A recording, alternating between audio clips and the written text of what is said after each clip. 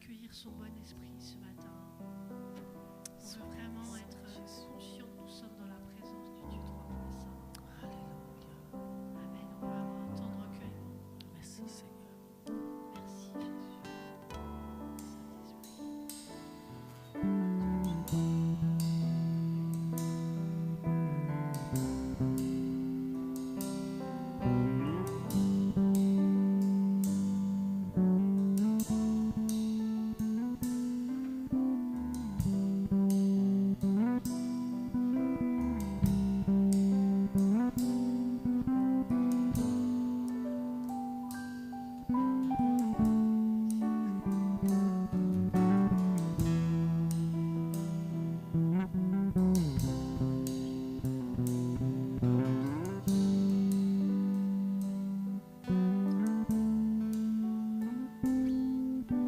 Quand il descend,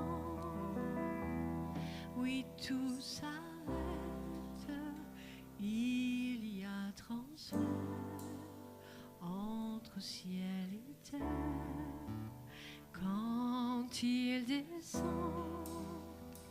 l'atmosphère change, il y a transfert entre ciel et terre.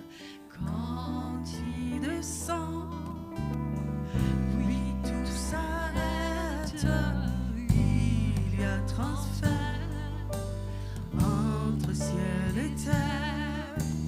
Quand il descend, l'atmosphère change, il y a transfert entre ciel et terre. Le Saint-Esprit est là. Le Saint-Esprit est là. Le Saint-Esprit est là. Le Saint-Esprit est là.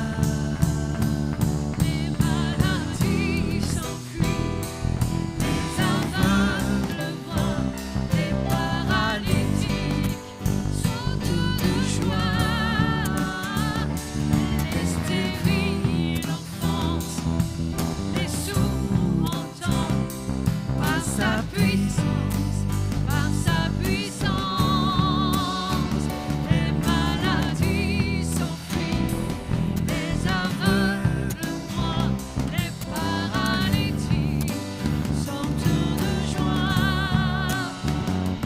Les stériles enfantent, les sourds entendent, par sa puissance, par sa puissance. Les maladies s'enfuient, les aveugles voient, les paralytiques sautent de joie. Les stériles enfantent, les sourds entendent, par sa puissance, par sa puissance. Encore une fois, les maladies s'enfuient, les aveugles voient, les paralytiques sautent de joie. Les stériles enfantent, les sourds entendent, par sa puissance, par sa puissance. Le Saint-Esprit est là. Le Saint-Esprit est là. Le Saint-Esprit est là. Le Saint-Esprit est là. Sois le bienvenu, Saint-Esprit. Le Saint-Esprit est là. Le Saint-Esprit est là. Le Saint-Esprit est là. Le Saint-Esprit est là. Et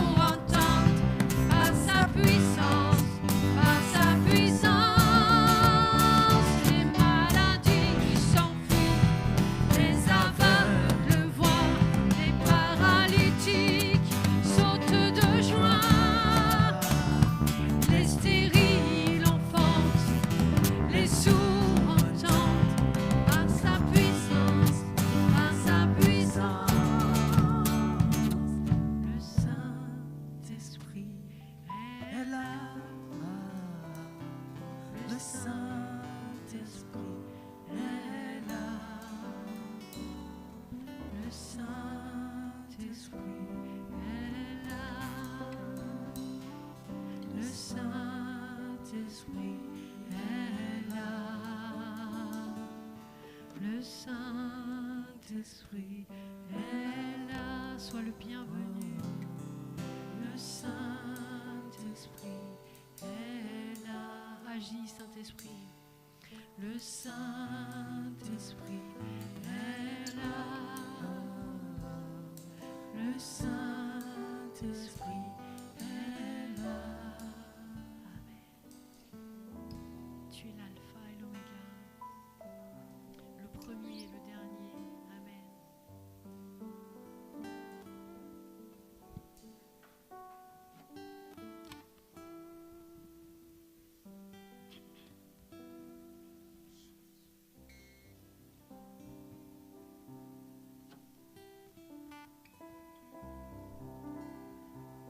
Tu es l'alpha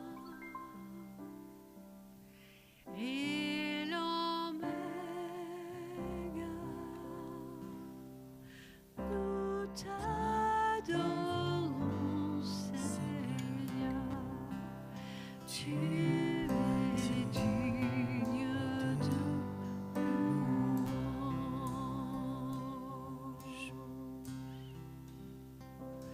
Tu es l'alpha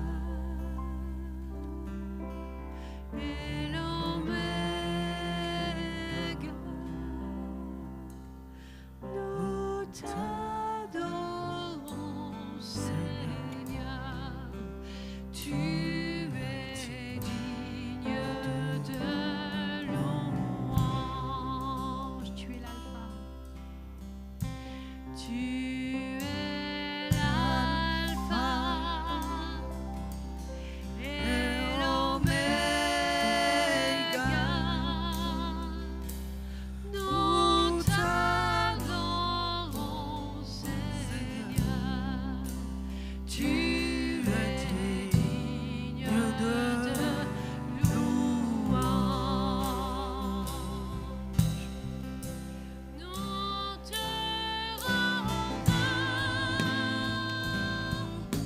toute la gloire.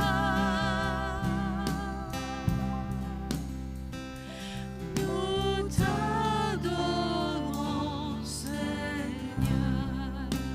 Tu es digne de louange.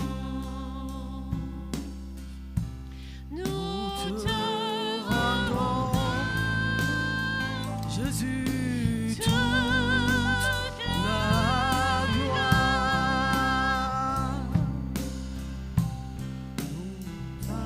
Nous t'adorons, Seigneur. Tu es digne de louange. Nous te t'adorons toute la gloire.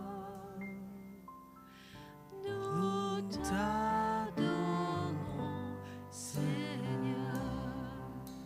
Tu es digne de louange. Toi seul est digne, Jésus. Toi seul est digne. Amen.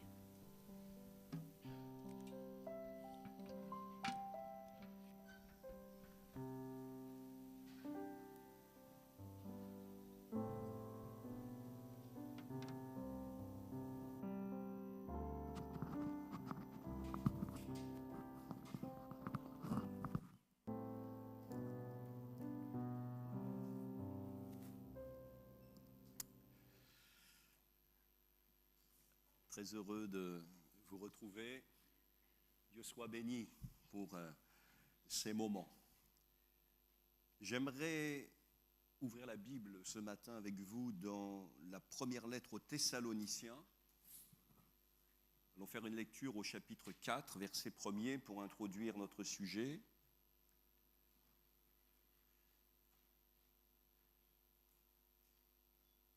Un Thessaloniciens, chapitre 4, au verset 1er.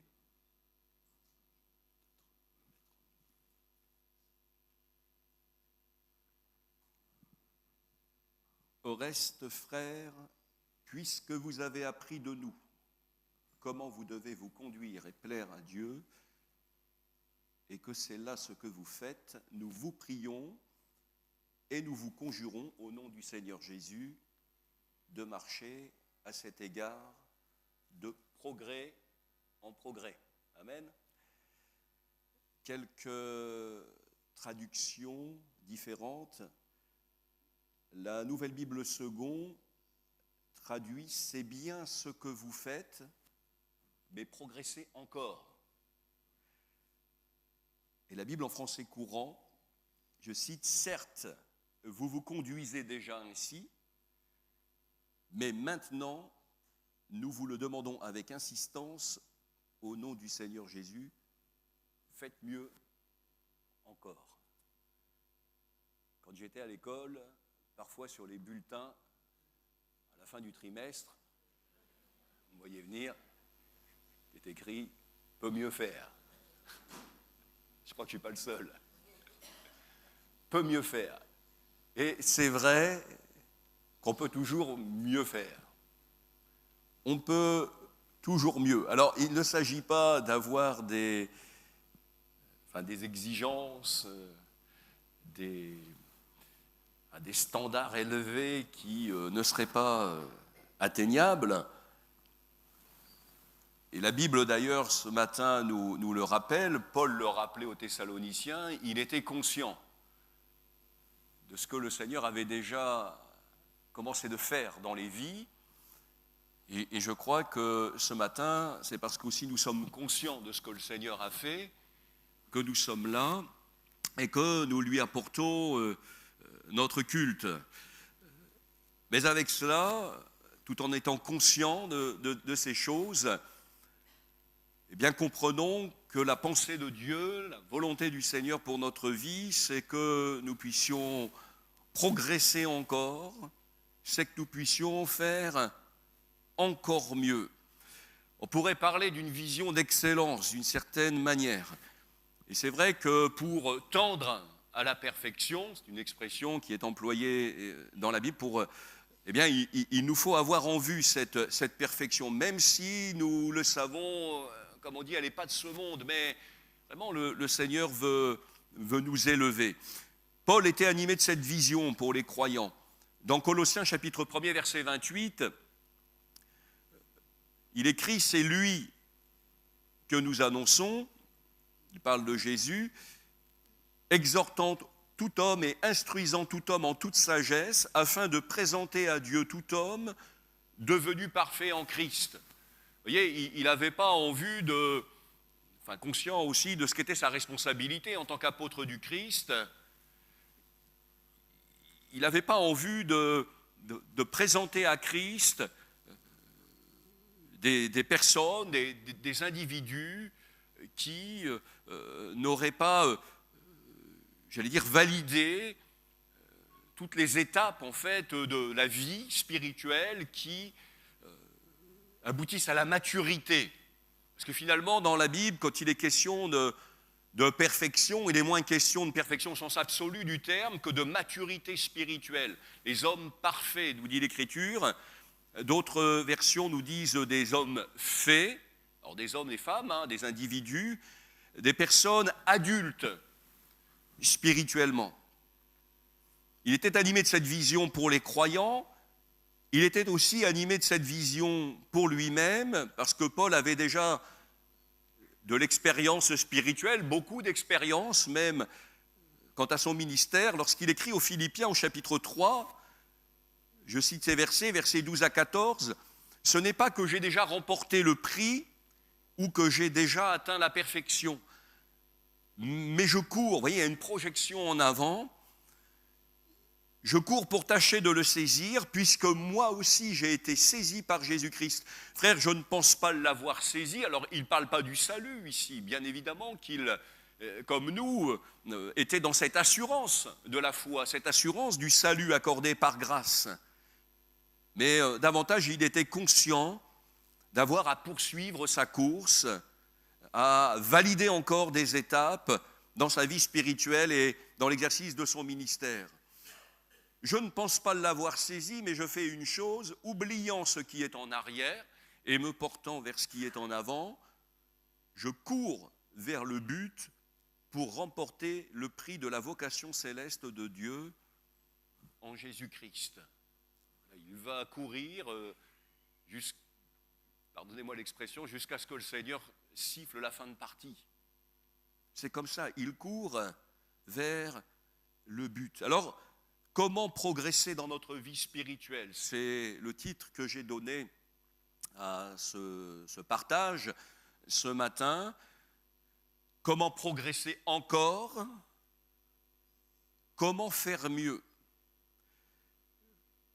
On peut, on devrait pouvoir faire mieux. Je dis on peut, on devrait être aidé aussi à progresser dans notre marche avec Dieu.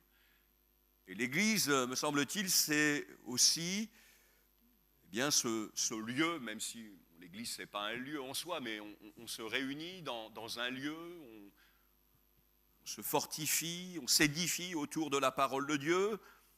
C'est un lieu, me semble-t-il, où on devrait pouvoir progresser, où on devrait pouvoir compter les uns sur les autres, afin qu'ils puissent aussi nous accompagner, nous aider à progresser dans la foi, dans notre marche avec le Seigneur, où nous sommes appelés à nous encourager les uns les autres. Et les deux premiers points que je vais partager portent en fait sur la responsabilité que nous avons, conscients ou inconscients, les uns vis-à-vis des autres. Responsabilité, alors je vais l'appeler l'enseignant, alors on peut y voir le ministère, mais on peut aussi y voir l'aîné dans la foi.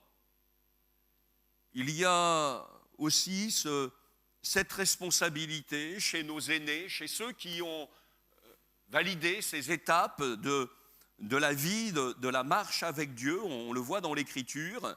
Il y a un accompagnement, une responsabilité des enseignants et des aînés dans la foi. La première chose que je souligne, c'est l'importance de l'enseignement. Et l'enseignement, c'est plus que le fait de transmettre des connaissances, je dirais religieuses, mais c'est aussi de transmettre un savoir, une expérience. Paul dit, puisque vous avez appris, 1 Thessaloniciens 4, verset 1er, notre lecture d'introduction, puisque vous avez appris de nous comment vous devez vous conduire et plaire à Dieu. C'est difficile de bien se conduire, d'être dans une attitude qui va recevoir l'approbation de Dieu si on n'est pas aidé dans ce sens-là, si on n'est pas accompagné. Et je soulignerai ce matin, entre autres, l'importance du modèle. Vous avez appris de nous. Et c'est dans la mesure où ils l'ont appris qu'ils ont ensuite pu être et faire. Je vois que ce devoir de transmission, quant à la pensée de Dieu, quant à tout ce que Jésus a pu enseigner, dans Matthieu chapitre 28, verset 19, le jour de l'Ascension, Jésus a donné cette consigne à ses premiers disciples: allez, faites de toutes les nations des disciples, les baptisant au nom du Père, du Fils et du Saint-Esprit. Ça, c'est ce qu'on a pu bien faire la semaine dernière. On s'est réjouis, on a baptisé, on a accompagné des frères et sœurs dans les eaux du baptême. Mais est-ce que le baptême fait de nous un disciple? Non, le disciple, en tout cas le disciple accompli, c'est celui qui va avoir franchi des étapes, qui va être allé au bout du processus spirituel. Alors c'est vrai, quand on prend le baptême, je le disais, je le rappelle, ça veut dire qu'on marque, on prend position, on dit oui, je veux être un disciple du Seigneur, je m'engage personnellement à le suivre. Mais après ça, bon, il y a cet engagement, mais comment je fais? Alors on va dire à la personne, ben voilà, tu as ta Bible, tu lis ta Bible et tu pries. On a raison de dire ça, mais Bon, on a aussi besoin d'être accompagné, on a besoin d'être aidé. Alors Jésus va dire, faites de toutes les nations des disciples, les baptisant au nom du Père, du Fils et du Saint-Esprit, et enseignez-leur à observer tout ce que je vous ai prescrit. Tout ne ressort pas du domaine de la révélation. Il y a un enseignement, et ça c'est la mission de ceux qui ont cru précédemment, qui sont avancés dans la foi. Enseignez-leur à observer tout ce que je vous ai prescrit. La version second 21 traduit ainsi, enseignez-leur à mettre en pratique. Parce qu'il y a une manière aussi d'enseigner. Quand, moi j'ai suivi à titre personnel, au niveau de ma formation professionnelle, une filière professionnelle où il y avait des séquences à l'école, en centre de formation, et puis il y avait d'autres séquences qui étaient en entreprise. Et quand je suis arrivé, par exemple, au bac professionnel, il y avait la théorie. Alors, la théorie, c'est les choses que nous sommes capables de dire, qui se rapportent au métier. Et puis, il y avait aussi la pratique. Et là où nous étions attendus, puisque c'était, je dirais par définition, notre parcours, finalement, c'était moins sur la théorie que sur la pratique. Parce que la théorie n'a d'intérêt que si derrière, elle nous conduit dans la pratique des choses. Et pour ce qui est, je vais parler de la Bible, de son enseignement, même de la doctrine, de tout ce qu'on veut, évidemment c'est important, c'est essentiel, c'est fondamental, mais l'objectif derrière, c'est pas que nous ayons une tête bien pleine, mais c'est qu'elle puisse nous guider dans notre quotidien à vivre une vie de disciples. Enseignez-leur à mettre en pratique. Alors je parlais des enseignants, je parlais des aînés dans la foi. C'est vrai que bien cela implique à notre niveau que nous puissions aussi, comme on dit, donner des clés. Comment on fait? Enseignez-leur à mettre en pratique. J'ai noté, c'est le sens aussi des ministères donnés à l'Église. Dans Éphésiens chapitre 4, versets 11 à 13, je lis dans la version second 21, « C'est lui qui a donné les uns comme apôtres, les autres comme prophètes, les autres comme évangélistes, les autres comme bergers et enseignants, pasteurs, docteurs, dans d'autres traductions. Il l'a fait pour former les saints aux tâches du service. » Là, derrière, vous voyez, cette dimension de formation. On est dans la transmission d'un savoir, mais on est sur un terrain pratique de formation. Il l'a fait pour former les saints aux tâches du service en vue de l'édification du corps de Christ, jusqu'à ce que nous parvenions tous à l'unité de la foi et de la connaissance du Fils de Dieu, à la maturité d'adulte, à la mesure de la stature parfaite de Christ. Alors je vous disais tout à l'heure, oui, le standard, il peut paraître élevé comme ça, la stature parfaite de Christ. Oh là là, peut-être quelqu'un dira, mais je n'y suis pas arrivé. L'idée de Dieu, la pensée de Dieu, c'est que nous puissions tendre, c'est que nous puissions cheminer vers ça. Et il faut bien comprendre qu'un sujet comme ce matin, l'idée, c'est absolument pas de se mettre une pression de fou sur les épaules qui finalement serait contre-productive, parce que vous savez que quand on est comme ça, qu'on a la pression, on n'arrive à rien, on a besoin. Voilà, d'être libéré aussi de cette pression. Et ce que Paul dit, vous avez appris de nous comment vous devez vous conduire et plaire à Dieu. On dit, c'est là ce que vous faites, voilà, par la grâce de Dieu. Mais il les interpelle, il dit, il y a encore des progrès à faire. Parce qu'avec la grâce de Dieu, on peut encore mieux faire. Je le dis parce que c'est important. on peut avoir malheureusement cette attitude de dire, oh là, il y a une manière de se conduire. Il faut que je me conduise bien. Il faut que je plaise à Dieu. Il faut. Et quand on est comme ça, bien à un moment donné, on a tellement peur de mal faire qu'on ne fait rien, qu'on n'avance pas. Je vais prendre un exemple tout simple. On va prendre puisqu'on parle de choses pratiques. Si je m'engage dans un sport, quand je vais démarrer au niveau débutant. Si je m'engage dans ce sport-là, c'est que j'ai un intérêt pour ce sport-là.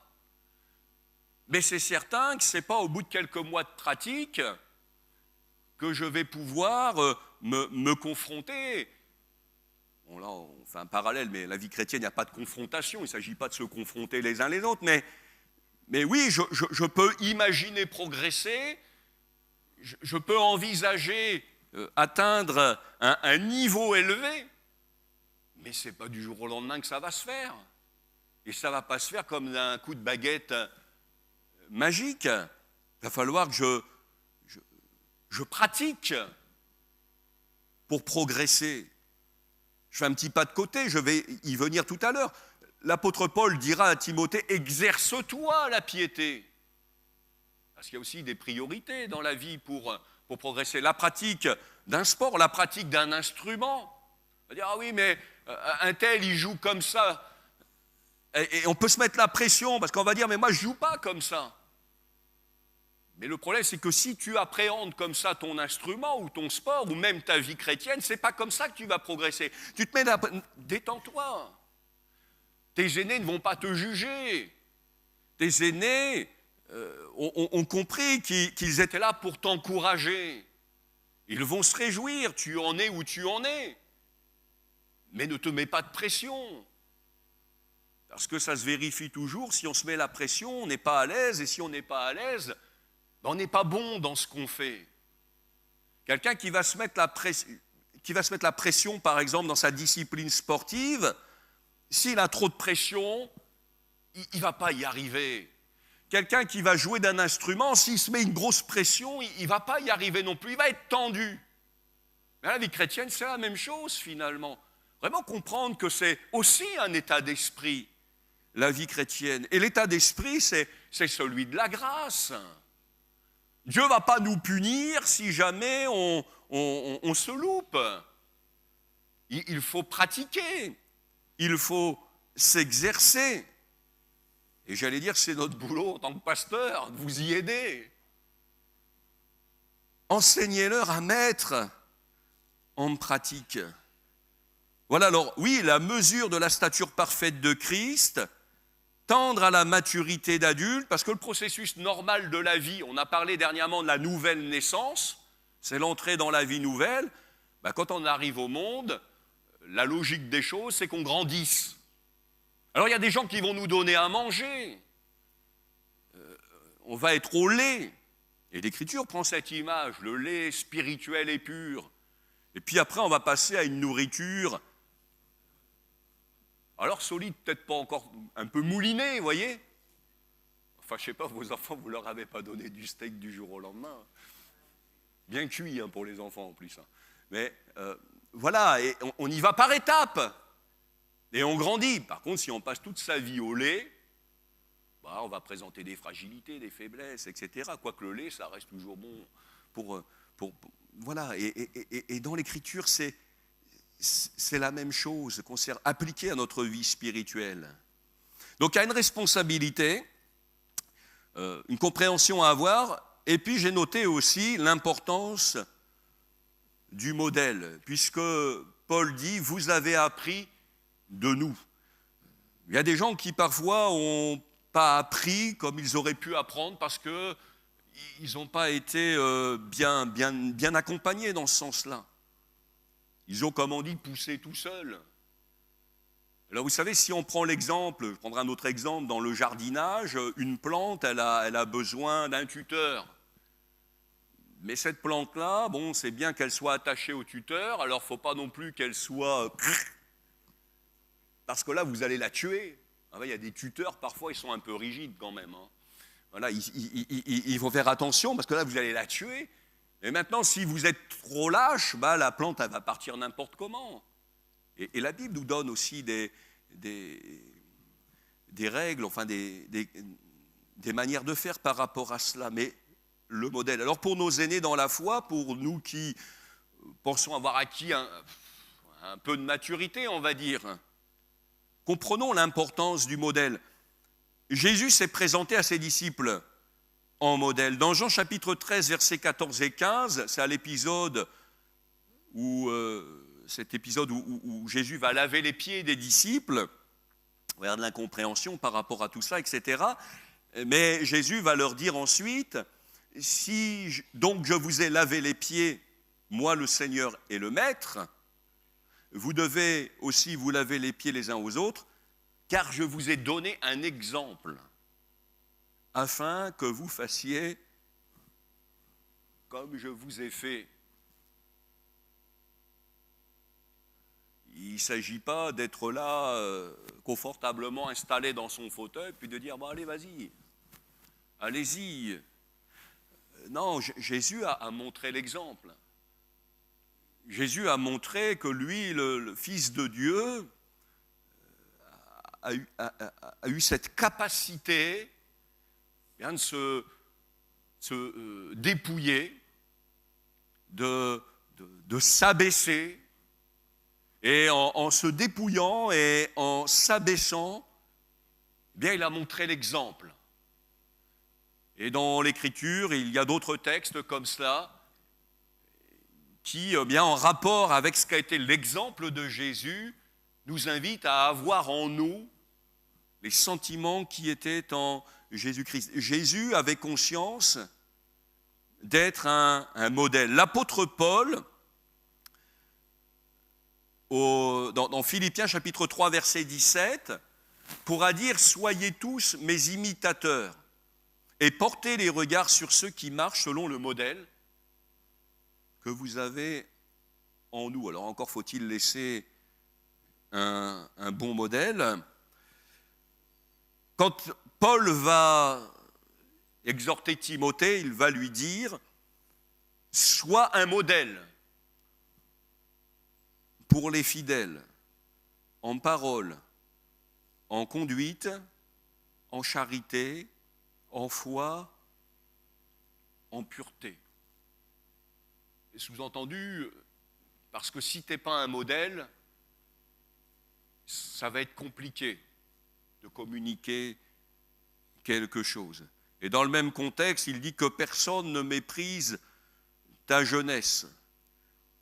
Sous-entendu, ne donne à personne l'occasion de te mépriser. On n'a jamais raison de le faire, mais parfois on peut donner des occasions, soit par maladresse, soit parce qu'on n'a pas eu une vie conforme à ce qu'elle est censée représenter.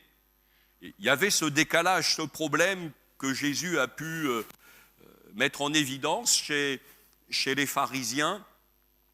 Et quand Jésus va s'adresser à la foule, il va dire à propos donc des chefs religieux de ce temps-là, « Faites donc et observez tout ce qu'ils vous disent », parce que quelque part, il y avait dans ce qu'ils pouvaient dire de bonnes choses. En revanche, n'agissez pas selon leurs œuvres, car ils disent et ne font pas. Ils lient des fardeaux pesants et les mettent sur les épaules des hommes, mais ils ne veulent pas les remuer du doigt. Ça veut dire qu'à cette époque-là, il y avait des responsables religieux.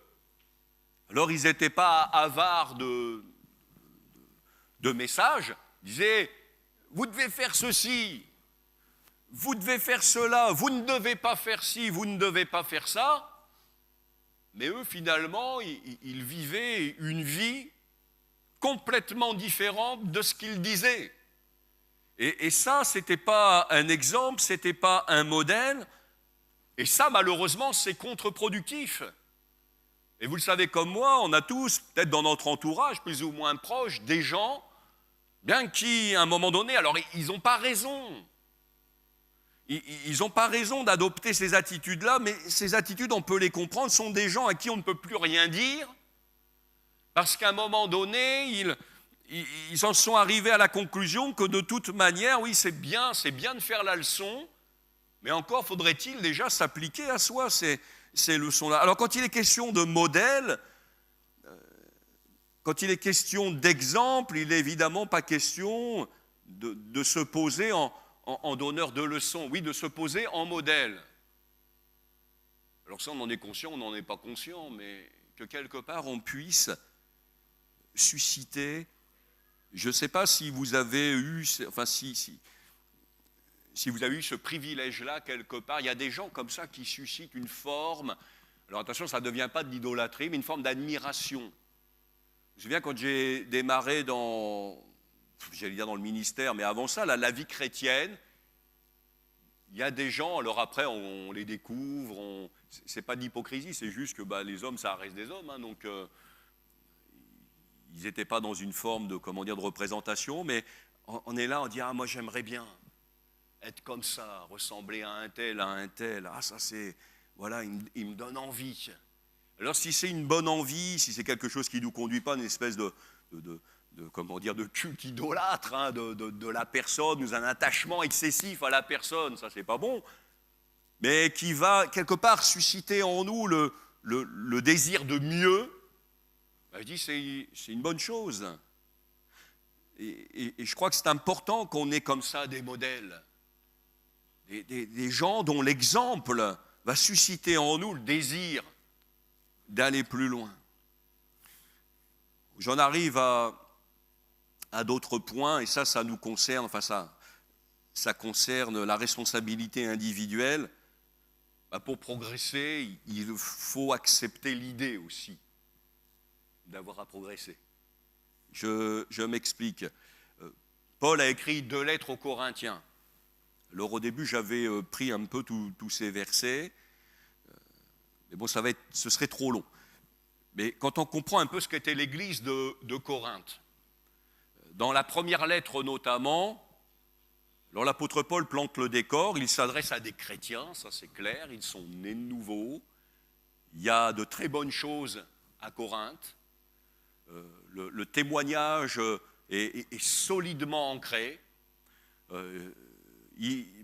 Paul écrit qu'il ne leur manque aucun don spirituel, voilà, il va même falloir un petit peu donner des consignes quant à la manifestation publique des dons spirituels, tellement il y avait profusion de dons spirituels, etc. Il y avait toutes sortes de bonnes choses, et puis il y en avait des moins bonnes. Et ces moins bonnes-là, il y en avait même des très mauvaises.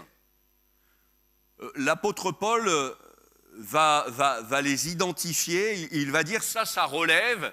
Il ne dit pas ça relève du diable, il ne dit pas ça relève des démons, il dit ça relève de votre esprit charnel. Et il fait un lien et il dit, bien voilà, ça c'est charnel, et ce qui est charnel, en fin de compte, ça nous renvoie à des enfantillages spirituels.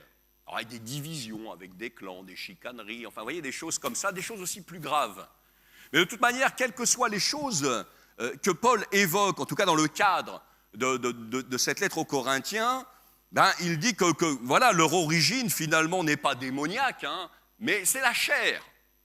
C'est cette chair qui n'est pas, on le parlait dernièrement, c'est cette image du vieil homme qui est mort, qui a été crucifié, etc. Parfois, l'impression qu'il ressuscite un peu vite cet homme-là. Et c'est un peu ce qui se passe. Et Paul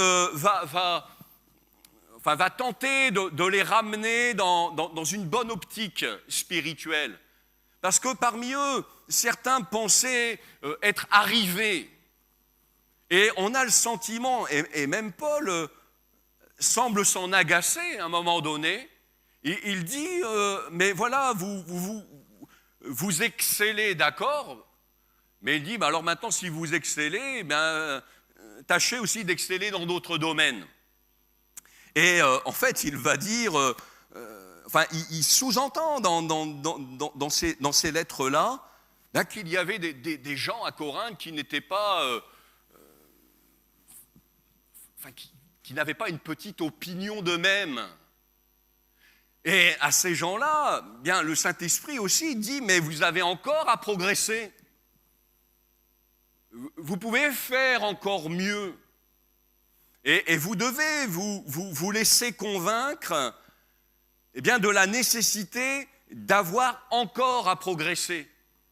Je pense que quand on est vraiment dans ces premières heures de la vie chrétienne, on n'a pas de mal à être convaincu d'avoir à faire des progrès. Ou alors, j'ai envie de dire, c'est qu'on est mal né. Mais quelque part, c'est vrai que les petits-enfants, ils ont une forme d'humilité. C'est plus compliqué avec les adolescents après. Je fais juste un parallèle, mais parfois c'est un petit peu ça. La vie chrétienne commence comme ça, dans une forme d'humilité, on accepte, on est enseignable, comme on dit, et puis à un moment donné, je ne sais pas si on peut parler de crise d'adolescence spirituelle, etc., mais quelque part, si on est dans cette crise d'adolescence-là, je dirais que ça appartient aussi à la vie.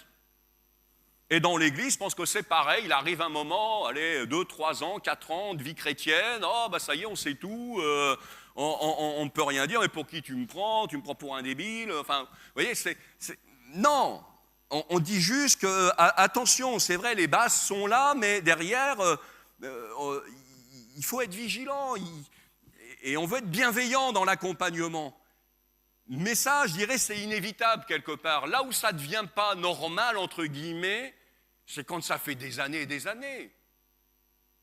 Dire à un moment donné, on s'étonne que, je ne sais pas, passé l'âge de 30 ans, on en soit encore à avoir un comportement d'adolescent, vous voyez, dans la vie.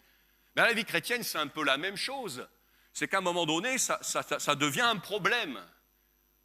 Alors, il faut accepter l'idée d'avoir à progresser, l'idée de ne pas avoir atteint la perfection, la science infuse, être enseignable, parce qu'effectivement, on peut à un moment donné ne plus progresser parce qu'on pense ne plus avoir besoin de progresser.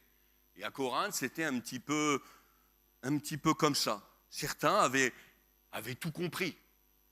L'apôtre Paul va leur faire, avec au fond beaucoup d'humilité, leur faire comprendre que non, il y a encore des choses à comprendre, à progresser. Il faut progresser.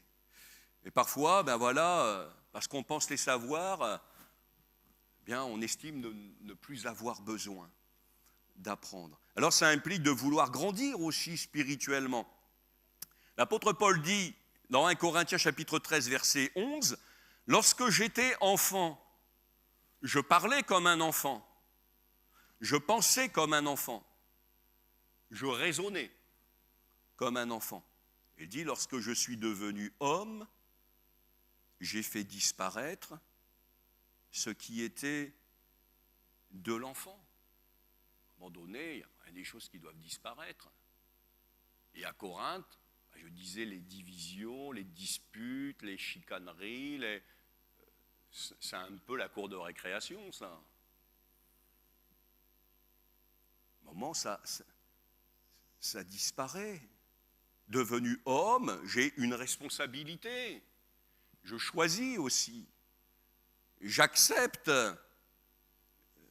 Je manifeste le désir de grandir spirituellement. Et là, c'est ma responsabilité qui est directement concernée. Ça veut dire je me refuse à certaines attitudes. Je me les interdis. Je ne vais pas me comporter, après des années de marche avec le Seigneur, comme lorsque j'étais un petit enfant au sens spirituel. Et c'est le message que l'apôtre Paul va porter à l'église de Corinthe. Il faut manifester aussi ce désir de grandir spirituellement. Alors j'ai noté un texte dans la première lettre de Pierre, chapitre 2, où justement le Saint-Esprit nous conduit veut stimuler ce désir en nous. 1 Pierre chapitre 2, versets 2 et 3, « Désirez comme des enfants nouveau-nés le lait spirituel et pur, afin que par lui, vous croissiez pour le salut. Question de croissance ici.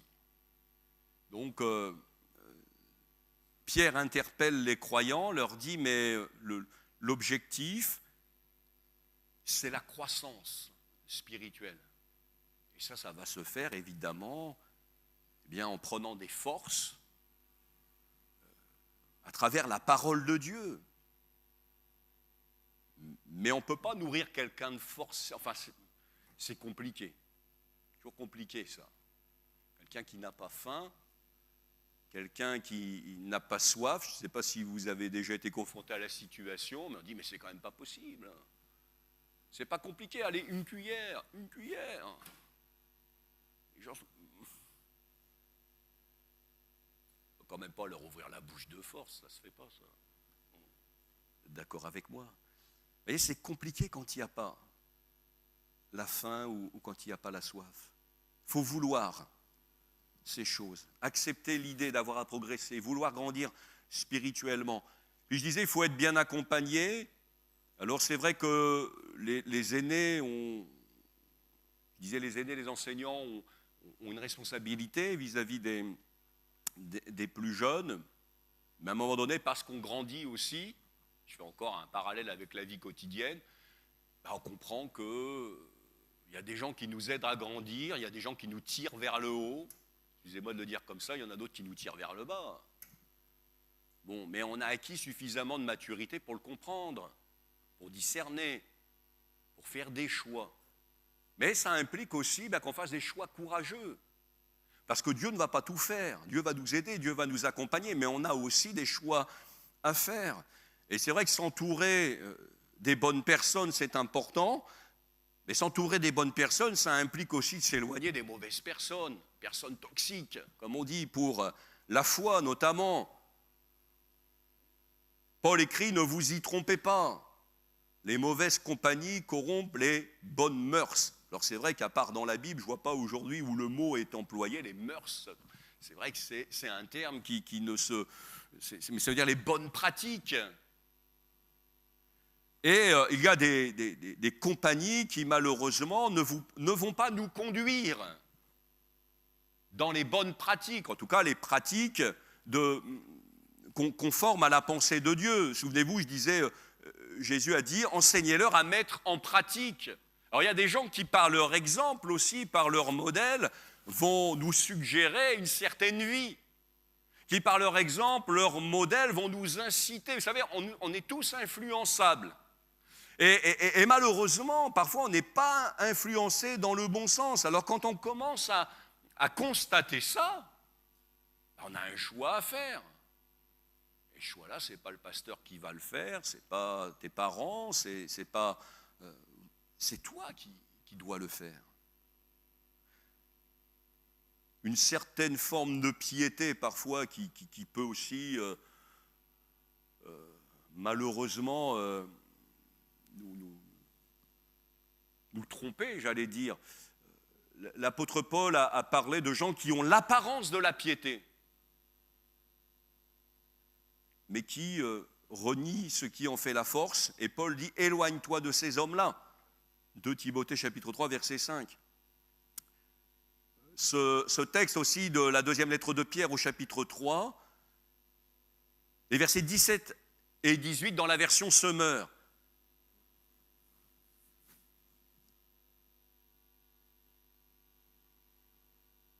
Tenez-vous sur vos gardes. Alors attendez, est-ce que je n'ai pas tout... Mais bon, c'est pas grave, on va le lire. Quant à vous, mes chers amis, vous voilà prévenus. Prenez garde de ne pas vous laisser entraîner par l'égarement de ces hommes vivants sans respect pour Dieu et de perdre ainsi la position solide que vous occupez. Alors c'était peut-être la version second 21 qui nous dit ceci, mais c'est le même texte. Quant à vous, mes chers amis, vous voilà prévenus. Prenez garde de ne pas vous laisser de ne pas vous laisser entraîner par l'égarement des hommes vivant sans respect pour Dieu et de perdre ainsi la position solide que vous occupez. Au contraire, progressez sans cesse dans la grâce et dans la connaissance de notre Seigneur et Sauveur Jésus-Christ. Alors d'un côté, il y a ce conseil cet appel à la vigilance. Ne vous laissez pas entraîner, mais au contraire, progressez. Ça veut dire que si on est entraîné dans une certaine voie, en fait, on ne va pas progresser. On ne va plus progresser. On va même régresser. Second 21, où il nous dit « Grandissez dans la grâce ». Au contraire, grandissez dans la grâce. Alors voilà, nous avons ici quelques conseils pour nous amener en tout cas sur un terrain, sur un chemin qui va être propice à grandir dans la grâce, à progresser. Autre choix courageux, Paul dit à Timothée dans sa deuxième lettre, « Fuis les passions de la jeunesse et recherche la justice, la foi, la charité, la paix avec ceux qui invoquent le Seigneur d'un cœur pur. » On ne va pas stigmatiser la jeunesse ici. De toute façon, Timothée n'était plus un jeune homme. Hein. Quand l'apôtre Paul lui écrit ces choses, on estime qu'il avait pas loin d'une quarantaine d'années. Donc, 40 ans, on peut avoir l'air comme ça d'un jeune homme, mais ce que je veux dire, c'est pas l'exclusivité ici de la jeunesse. Fuis les passions de la jeunesse. Ne soyons pas, je dirais, rivés là sur ce que peuvent être les passions de la jeunesse. Ça, c'est vrai à tous les stades de la vie. Mais il faut parfois savoir aussi fuir certaines passions. Ça ne veut même pas dire... Enfin, il n'est pas question ici de passions infâmes, comme il est écrit ailleurs, mais peut-être de choses qui occupent beaucoup d'importance, peut-être beaucoup trop d'importance dans notre vie. Et derrière, il y a cette recherche. Et cette recherche de la justice, de la foi, de la charité, de la paix, eh bien, elle se fait avec ceux qui invoquent le Seigneur d'un cœur pur. Alors, bien, l'Esprit de Dieu va aussi m'amener à les identifier, ceux-là. Je vais fuir certaines compagnies, je vais en rechercher d'autres. Puis, bien, parce qu'il me faut aussi terminer, j'ai noté l'importance, oui, d'établir des priorités et de développer sa relation avec Dieu. Dans 1 Timothée chapitre 4, versets 13 à 18, Paul dit « Jusqu'à ce que je vienne, applique-toi à la lecture, à l'exhortation, à l'enseignement. Ne néglige pas le don qui est en toi et qui t'a été donné par prophétie avec l'imposition des mains de l'assemblée des anciens. Occupe-toi de ces choses. Donne-toi tout entier à elles, afin que tes progrès soient évidents pour tous. Applique-toi, occupe-toi, donne-toi. Alors évidemment, ça demande du temps, ça. Mais le but, eh bien, c'est que nos progrès soient évidents. Évidents devant Dieu, évidents devant tous. J'ai invité le groupe de louanges à s'approcher. Je voudrais juste conclure avec ce verset. Et ça, je voudrais vraiment on puisse... alors, je ne sais pas, peut-être on va se donner rendez-vous. Enfin, on va se donner rendez-vous. On va se donner rendez-vous assez rapidement, on va faire les annonces dans quelques instants. Mais j'allais dire, si on se donne rendez-vous l'année prochaine, si on se donne rendez-vous dans 2 ans, si le Seigneur n'est pas revenu, en tout cas on va se donner rendez-vous au ciel, mais ce que je veux dire, si on se donne rendez-vous dans quelques temps, eh bien qu'on puisse constater, là dans l'Église, dans nos vies, ce qui réjouissait le cœur de Paul dans 2 Thessaloniciens chapitre 1er, au verset 3, Paul dit « Nous devons à votre sujet, frères, rendre continuellement grâce à Dieu, comme cela est juste, parce que votre foi fait de grands progrès. » et que la charité de chacun de vous tous à l'égard des autres augmente de plus en plus. Ça faisait la joie de l'apôtre Paul. C'est dans sa deuxième lettre aux Thessaloniciens. Dans la première lettre aux Thessaloniciens, il prie en ce sens-là. Vous voyez, Dieu exauce la prière.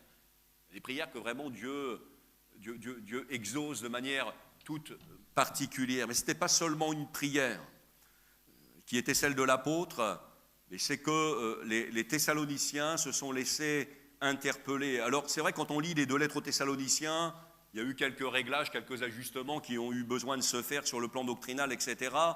Maintenant, on ne peut pas leur en vouloir, puisqu'on apprend que l'apôtre Paul a prêché 3 sabbats consécutifs. Voilà, ça fait quand même un peu court, 3 semaines, pour poser quand même les bases de la vie chrétienne, etc. Donc il a dû leur écrire par la suite. Mais dans tout ça, c'est vrai qu'à Thessalonique, on a le sentiment que voilà, les gens ont été amenés à la vie, ils sont nés de nouveau, et puis tout de suite, ils sont entrés dans un processus de progrès spirituel. Parce que ces progrès-là, ils sont possibles. Parce que ces progrès, eh bien, nous sommes appelés à les accompagner chez les plus jeunes, nous, les plus expérimentés, ces jeunes ayant aussi des modèles sous les yeux, des modèles à imiter. Nous pouvons les réaliser, ces progrès-là, si nous acceptons d'avoir à progresser, si nous désirons progresser, si évidemment nous faisons les bons choix, si nous savons établir des priorités, développer notre relation avec Dieu, c'est sûr, il y aura des progrès. Parce que c'est la volonté de Dieu que nous puissions marcher de progrès en progrès. Alors que le Seigneur vous aide, c'est bien ce que vous faites, mais progressez encore. C'est pas moi qui le dis, c'est l'Écriture.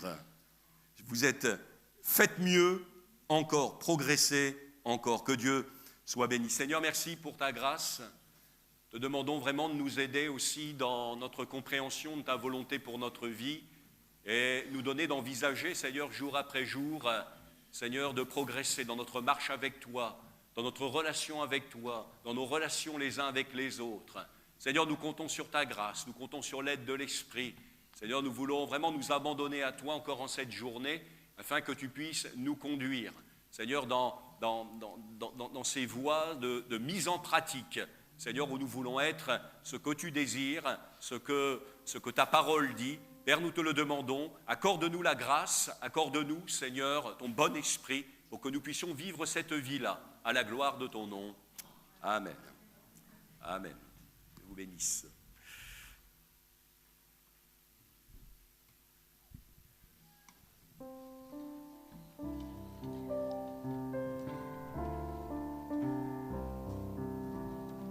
Tu es l'alpha et l'oméga.